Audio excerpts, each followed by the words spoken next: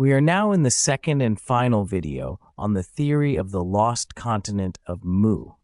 If you haven't watched the previous video, I recommend you watch it first before starting this one, as we will continue from where we left off.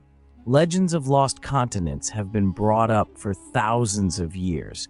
For example, since around 500 BC, by philosophers like Plato. Some have suggested the idea of a highly advanced civilization that sank into the waters, either in the Atlantic or the Pacific, linking it with Atlantis, others with Lemuria, and some, like James Churchward and Augustus Plongeon, with the continent of Mu. Of course, the legends of sunken continents are not limited to just these names. But what interests us are the common points in all these theories. Thousands of years ago, there was a region where humanity first emerged, a region referred to as the Garden of Eden in sacred texts. In this region, people were at least as technologically advanced as we are today, and they also possessed mental abilities, like telepathy, that could be considered miraculous. Some authors have suggested that this human race evolved apes and created the Homo sapiens species, that is, us, while others argue that these people were also Homo sapiens like us, but they came from distant planets, such as the star Sirius. This civilization existed for thousands of years and somehow became submerged, turning into a lost continent. Whether it was due to a war, natural disasters, or reasons unknown to us, this continent no longer exists. With the disappearance of this continent, the waters of the Pacific Ocean overflowed, and the resulting tsunamis caused a great flood that reached as far as Mesopotamia. This flood has survived to the present day under names such as the Epic of Gilgamesh, the Prometheus myth, or Noah's flood. In all religions, Noah's flood is described as a phase of resetting, a new beginning. These lost continent legends narrate the events before the flood, that is, the history before the history we know. According to the theory, the sunken continent was an empire that ruled the entire world, or at least established colonies all over the planet. Thus, the settlements in regions like ancient Egypt, the ancient Maya, and the Americas were actually extensions of Mu.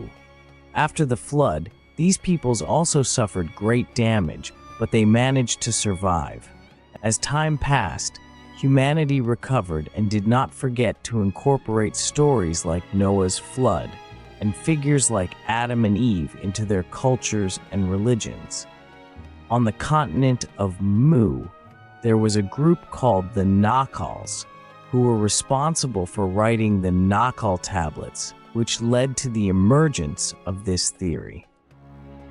According to James Churchward, who proposed the Mu theory and translated the tablets, writing 4 books on the subject, the Nakals who managed to survive the flood brought the Mu religion, which was heavily based on spiritualism, to ancient India, and from there, it influenced the priestly class of the ancient Egyptian civilization and the Egyptian Book of the Dead. Moses, who interpreted the tablets of this group, trying to continue the legends of Mu, interpreted certain legends, such as the story of eating the forbidden fruit, differently than intended. And the 10 Commandments were essentially about not engaging in certain negative acts necessary for the evolution of the soul, concepts that already existed in spiritualism. According to Churchward, in his book The Sacred Symbols of Mu, 800 years after Moses, the prophet Ezra, or Uzair, who compiled the Torah, added many things that did not originally exist but were found in the Talmud, the Jewish book of tales, creating confusion. The Egyptian religion, which involved ancestor worship and depicted gods with animal heads, shifted from ancestor worship to a Jewish-centered religion where slaves proclaimed themselves sacred. Some sects, like the Essenes, who managed to preserve parts of the original versions of the Nahal records, were either destroyed or forced into hiding during the Roman occupation of the city of Qumran. These records were later uncovered in Ethiopia by James Bruce, and more recently in the Qumran caves as the Dead Sea Scrolls.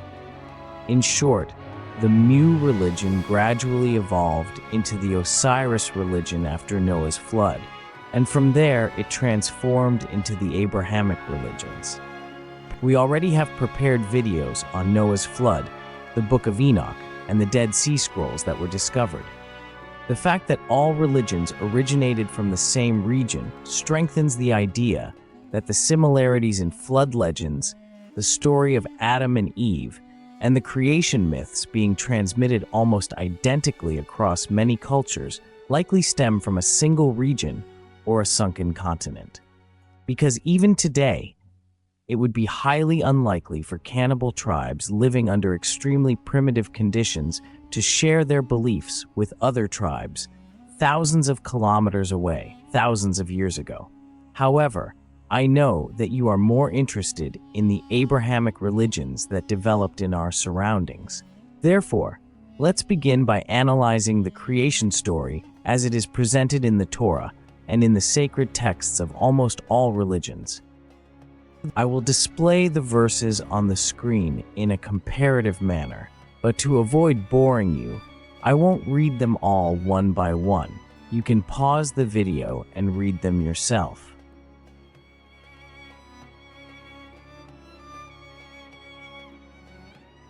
In the first commandment of the Torah, God creates the heavens and the earth. According to the Nahal tablets, the seven-headed serpent, Narayana, forms the structures of the universe, meaning the earth. In the Torah, in the next commandment, the earth and the waters are created, and similarly, in the Mu religion, the creation of the earth and waters follows. Not only are the sequences of creation similar, but the similarities in the narratives are also quite striking, and they continue in this way. Moreover, not only in the Mu tablets, but also in the Maya and Tibetan religions, which existed before these tablets were uncovered, there are accounts very similar to those in the sacred texts. Manavadharma Sastra. In the beginning, there was only eternity called Adait. That seed became an egg. He first created the waters, and in the waters he laid an egg. In the beginning, the visible universe was only darkness. Rig Veda.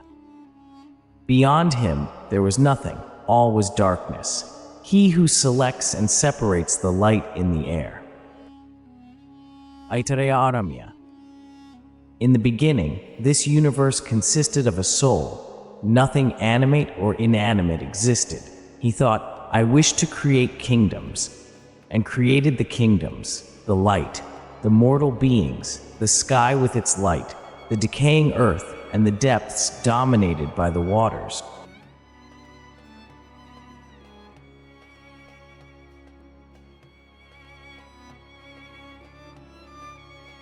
These examples could be listed for hours, but I don't intend to prolong the video.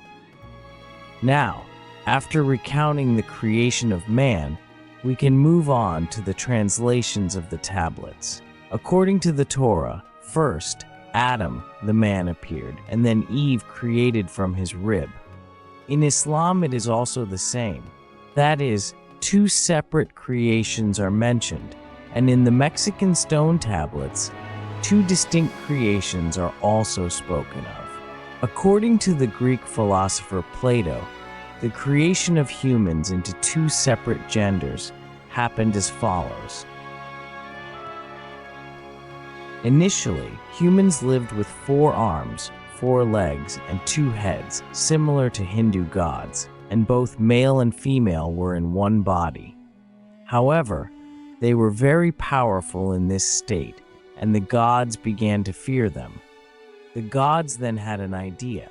If they could split humans in two, there would be more people, allowing for more sacrifices, and each person would be too occupied searching for their other half to think of rebelling against the gods. Lao Tzu wrote in the Tao Te Ching in 500 BC, "The Tao logic created one, the one became two, the two together created the three, and the three formed all things." I think this amount of technical information is enough. We can now move on to the symbols. In fact, while examining the symbols, we will also touch on a lot of information. Since there are over 2,600 tablets, I will only present the transcriptions of the tablets highlighted by Churchward in his books. It is clear that Mu was a great empire, so such an empire would need a flag suited to its mission. And as you might guess, the flag of this continent, which called itself the Sun Empire, featured a radiant sun. The Mu civilization, which established colonies around the world, also chose a flag with the sun for its colonies. However, while in the main empire of Mu, the sun was at the top and radiant, in the colonial states, the sun appeared faint or only partially visible on the horizon. Japan, which according to the theory is a colony of the continent Mu, and also features a sun on its flag, still includes the sun in its national flag today. And Japanese emperors are also referred to as the sons of the sun, just as in Mu.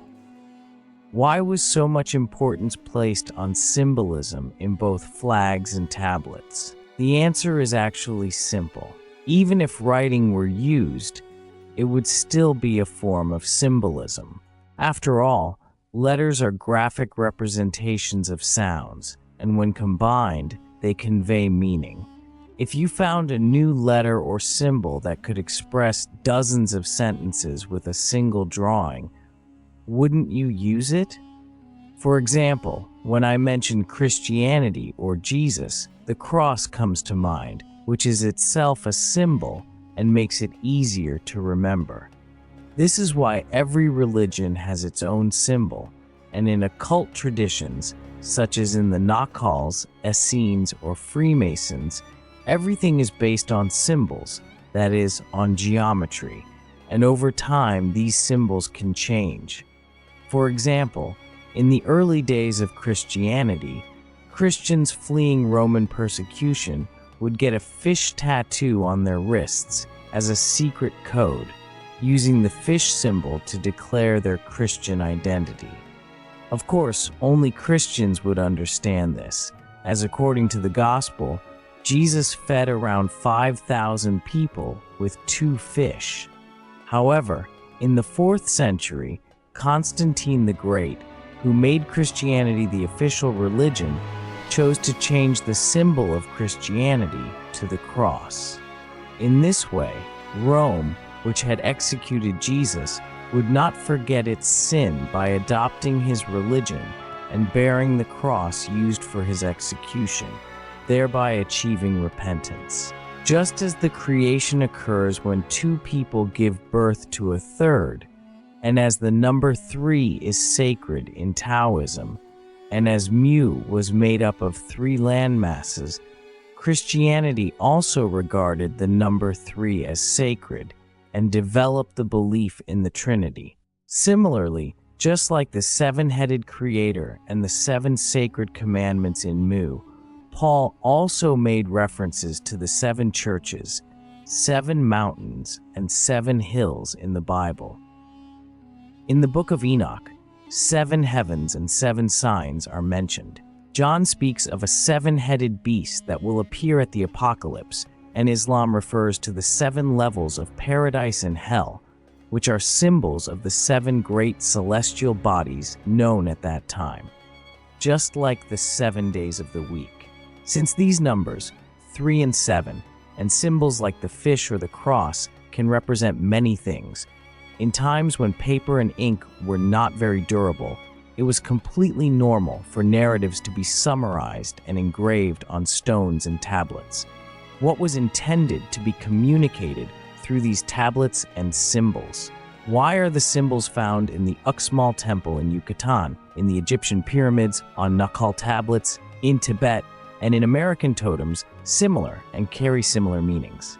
Such questions can be multiplied, and a symbol can have many meanings, but in this video, I will focus on a few of the most commonly used symbols. For example, the reason why the sun was chosen as the symbol of God is because the eternal and unchanging God cannot be adequately represented by any other symbol.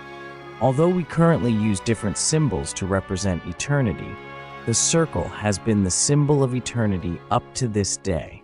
The circle, like God, is a shape without beginning or end, existing in a continuous cycle, and God is also in a constant cycle, according to the belief in reincarnation, a concept Nietzsche expressed through his philosophy of eternal recurrence. However, this does not mean that the people of Mu worshipped the sun. It is true that many cultures worship the sun, the moon, and the stars, but by looking at the Naga records and the papyri left by Nana, the second secretary of the pharaoh, we can see that ancient civilizations also maintained this belief before transitioning to idol worship. We talked about the circle. Now let's look at other shapes, such as the square. The square, with its four sides, represents the four elements of the universe: fire, water, earth, and air. It also represents the four main directions: east, west, north, and south. As you know, in all religions, there are gods of fire, gods of water, gods of the north, gods of the west, and so on.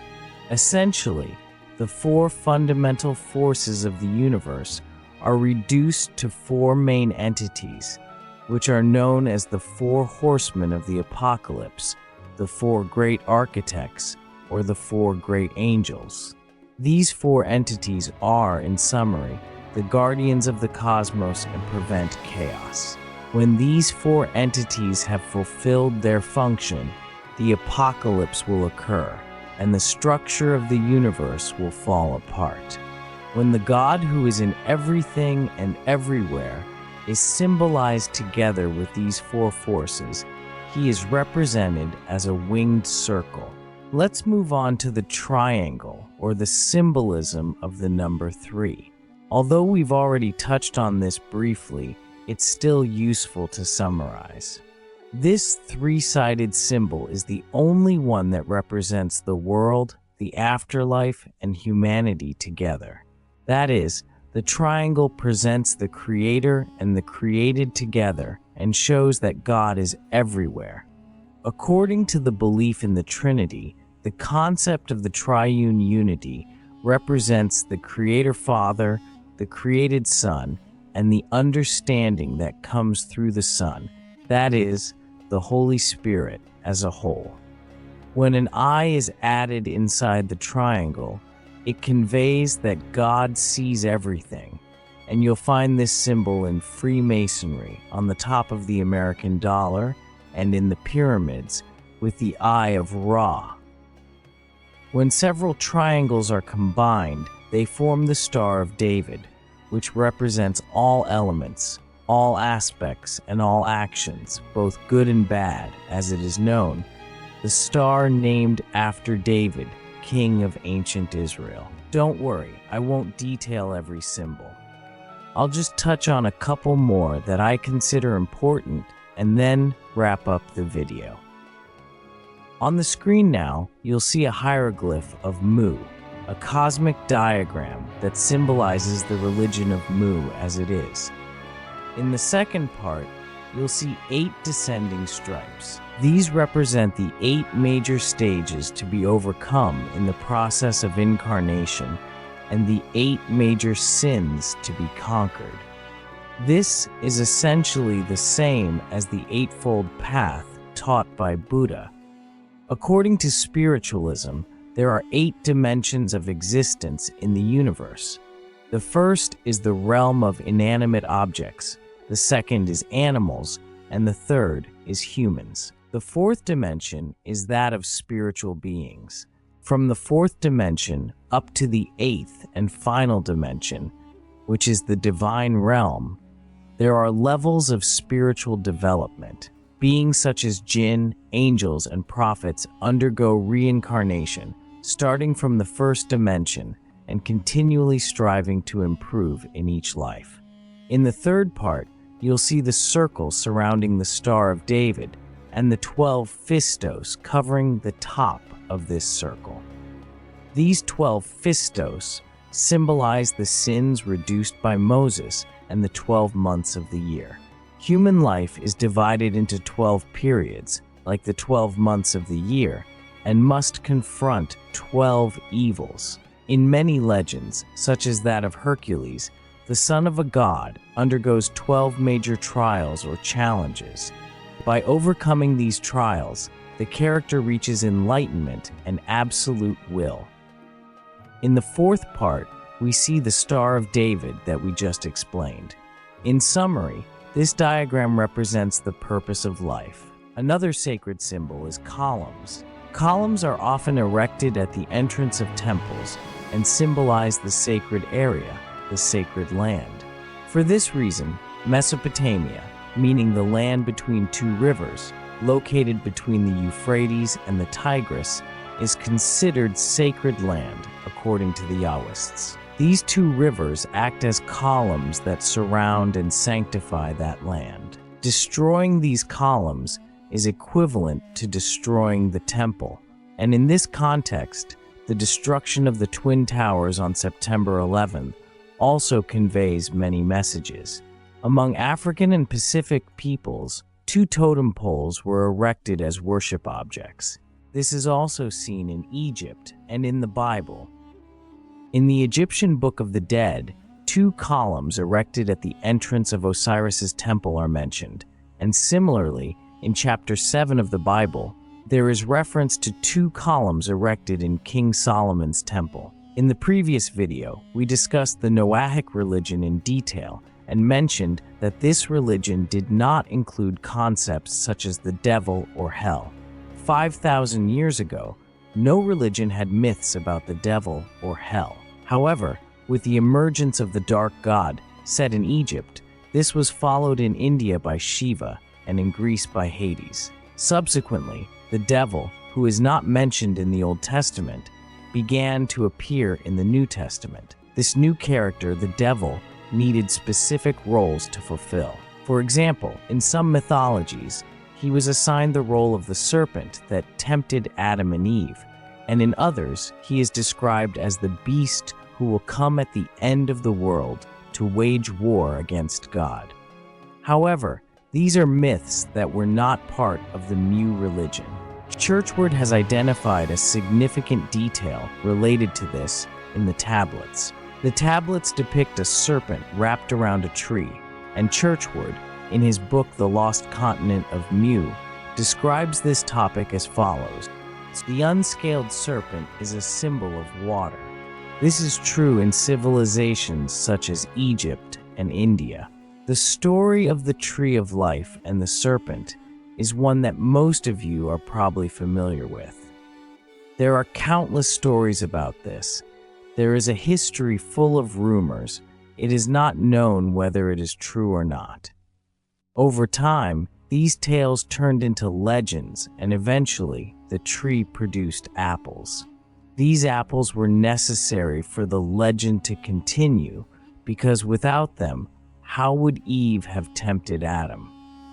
According to the legend, these apples were needed for Adam's expulsion from Eden. Thus, through this legend, women were accused of being the cause of all the misfortunes that befell men. Humans first emerged in the land of Mu. Therefore, the first real life on Earth existed in Mu.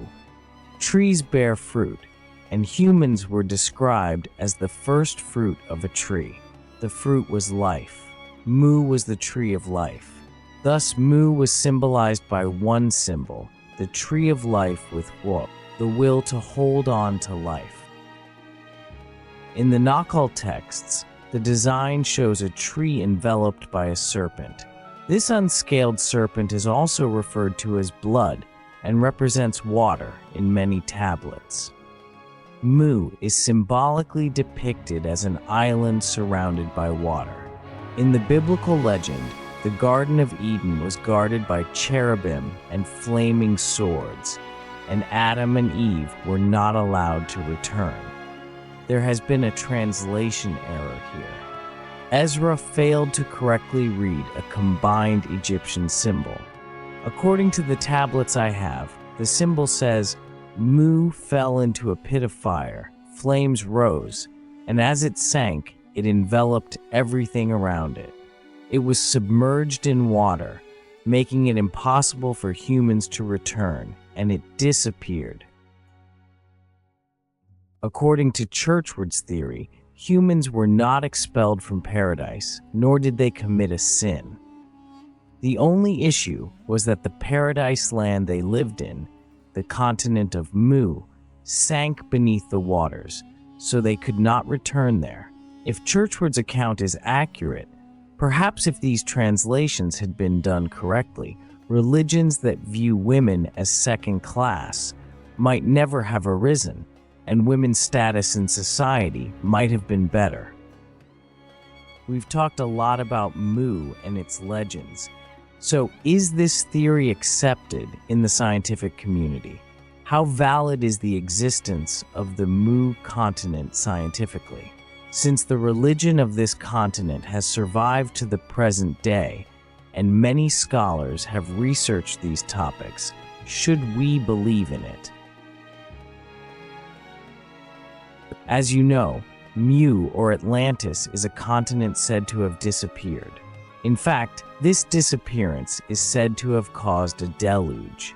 If such a large continent were to disappear, the force required for its destruction would be enormous, and it would have left a significant mark on the Earth, such as a crater or the Mariana Trench. By the late 20th century, geologists discovered a technique called plate tectonics, which allows us to trace the movements of continents, the effects of earthquakes, and many geological changes back millions of years. Although no serious research has been done on this continent in the Pacific, according to plate tectonics and what geologists say, it is unlikely that a continent called Mu ever existed. If such an event had occurred, we would have understood it without needing extensive investigation. So, from a religious perspective, whether or not the continent of Mu existed, the legend of Mu remains quite significant. However, from a scientific standpoint, there is no solid evidence of a civilization called Mu, and curiously, the Nakal tablets, which are said to be over 1,000 years old, have not been subjected to any dating. In other words, there has been no definitive testing, like carbon-14, to determine their exact age. What do you think about this? Do you believe that the continent of Mu really existed? Are current techniques not advanced enough to provide a definitive judgment on this? Looking at the formations in the Pacific, could it be possible in the future to confirm the existence of such a continent, or is it just a legend? We have reached the end of the Mu series, but videos on mythology will continue. For now, that's all. Your support is very important for me for the continuation of the videos. See you next time. Take care, and please remember to like and subscribe. Goodbye.